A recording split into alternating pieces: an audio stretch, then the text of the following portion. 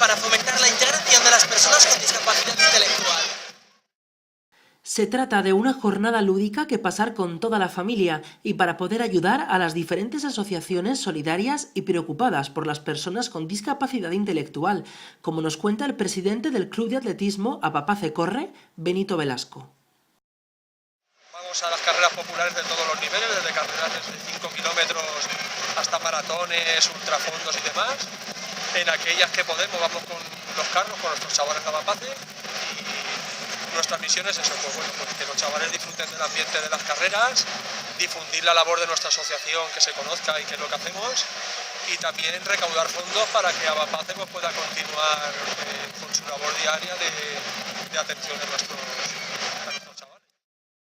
Por desgracia, todavía estamos lejos de la integración total en la sociedad y de unas ayudas o investigaciones que permitan mejorar la calidad de vida de estas personas, aunque afortunadamente la tendencia ha cambiado, como nos cuenta la presidenta de Apapace, María Dolores Ibarra.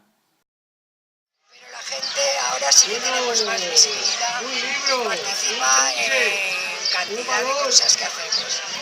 En plan deportivo y luego, bueno, en otras actividades como pueden ser teatro, charlas en la universidad, en los institutos, que van los propios chicos a dar.